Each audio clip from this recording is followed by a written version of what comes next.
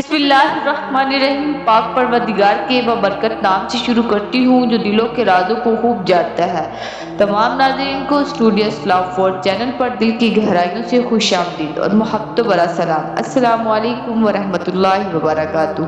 میرے عزیز بہنوں اور بھائیوں، آج ہم آپ کی خدمت میں پیش کرنے جا رہے ہیں جہل کا قصہ، یعنی ابو جہل حضرت محمد صلی اللہ علیہ وسلم کو مانتا نہیں تھا اور ان کا چھپ چھپ کر قرآن پاک سنتا تھا۔ ابو جہل کے بارے میں کہا گیا کہ وہ رات کو چھپ کر حضرت صلی اللہ علیہ وسلم کی قرات سننے کے لیے آیا، اور اس طرح ابو سفیان بن صخر اور اخنس بن شریک بھی، ایک کو دوسرے کی خبر نہ تھی۔ صبح تک تینوں چھپ کر حضرت صلی اللہ علیہ وسلم سے قرآن سنتے رہے۔ دن کا اجالا ہونے تک لگا کہ واپسی میں ایک سنگیم پر تینوں کی ملاقات ہوگی۔ ہر ایک نے دوسرے سے کہا کہ تم کیسے آئے تھے؟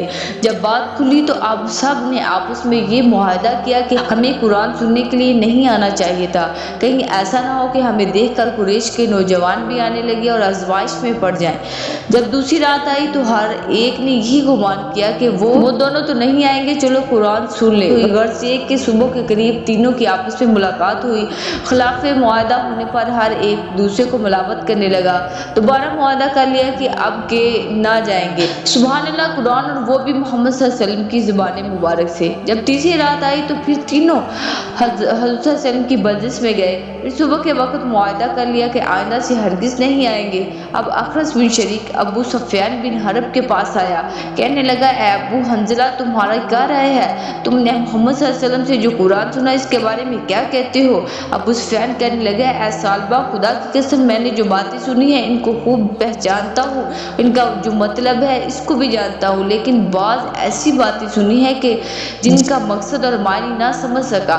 تو اخنس نے کہا خدا کی قسم میری بھی یہی حالت ہے۔ پھر اخنس وہاں سے چل کر ابو جہل کے پاس آیا، کہنے لگا اے ابو الحکیم، محمد صلی اللہ علیہ وسلم سے جو کچھ سنا تمہاری اس بارے میں کیا رائے ہے؟ تم نے کیا سنا ہے؟ تو ابو جہل نے کہا ہم اور بنو عبد مناف مقامی شرف کے حاصل کرنے میں ہمیشہ دست گربا رہے ہیں۔ انہوں نے دعوتیں کی، ہم نے بھی کی، انہوں نے خیر و سخاوت کی تو ہم نے بھی کی، حتیٰ کہ ہم تو پاؤں جوڑے بیٹھے رہے۔ وہ کہنے لگے ہمارے پاس خدا کا ایک پیغمبر ہے، اس پر آسمان سے وحی اترتی ہے، تو اب ہم یہ بات کہاں سے لائیں گے؟ خدا کی قسم ہم اس پر ایمان نہ لائیں گے اور اس کی پیغمبری کی تصدیق نہیں کریں گے۔ اخنس یہ سن کر چلا گیا، افسوس کہ حق کو حق سمجھ کر بھی ایمان نہ لائے، یوں ہی جھوٹی چودراہٹ کے تحفظ میں جہنم کی آگ کو سودا کر بیٹھے۔ ان میں ابو سفیان کا اسلام ثابت ہے۔